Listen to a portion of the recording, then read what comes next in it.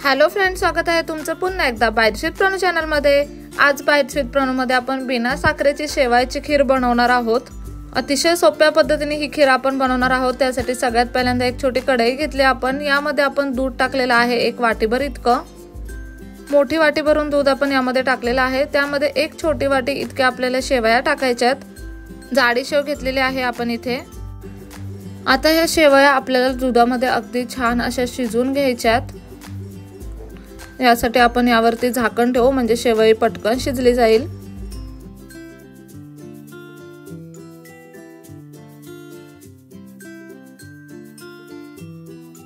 साधारणतः 3-4 मिनिटांमध्ये तुम्ही इथे पाहू शकता दूध बऱ्यापैकी आटलेलं आहे आणि शेवई सुद्धा अगदी मस्त अशी शिजलेली आहे। एकदा हाताने शेवई तोडून बघायची व्यवस्थित शिजले आहे का।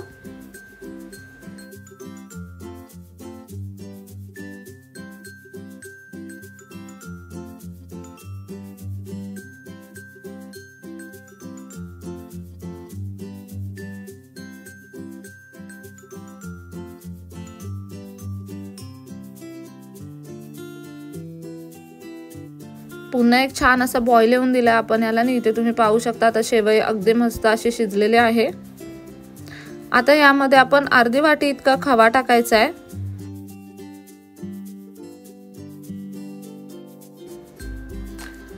तुम्ही शेवयामध्ये कधी खवा वापरला नसेल ना तर वापरून बघा, अगदी अप्रतिम शेवया बनतात।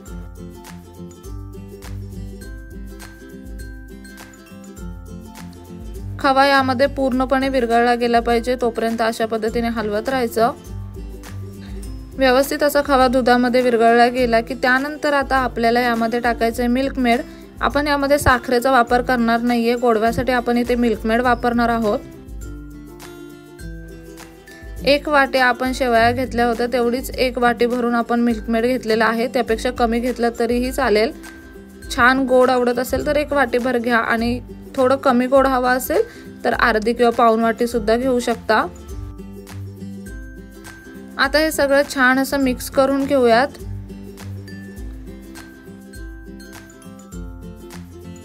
शेवई वाढता वाढताच थोडीशी घट्ट बनत जाते, त्यामुळे आपण शेवटला थोडंसं दूध यामध्ये ऍड केलेलं आहे। इथे तुम्ही पाहू शकता मस्त अशी शेवई आपली बनवून तयार आहे। या स्टेजला तुम्ही यामध्ये ड्रायफ्रुट्स ऍड करू शकता, पण आपल्याला इथे प्लेन शेवई ठेवायची त्यामुळे आपण ड्रायफ्रुट्स वगैरे ऍड केलेले नाहीयेत। मस्त अशी गरमागरम शेवई खाण्यासाठी तयार आहे। वरून गार्निशिंगसाठी आपण छोट्याशा गुलाबाच्या पाकळ्या टाकूयात यावरती। ही वाली शेवई तुम्ही कधी घरी बनवली नसेल ना तर नक्की बनवून बघा, खूप जास्त भारी लागते। कधी पाहुणे वगैरे आले तर अशी शेवई बनवली तर पाहुणे खुशच होऊन जातील। नक्की रेसिपी ट्राय करा। कसा वाटला व्हिडिओ कमेंट बॉक्स मध्ये नक्की सांगा। पुन्हा भेटू अशाच एका नवीन व्हिडिओ सोबत। तोपर्यंत मस्त खा, भरपूर फिरा आणि आनंदी रहा।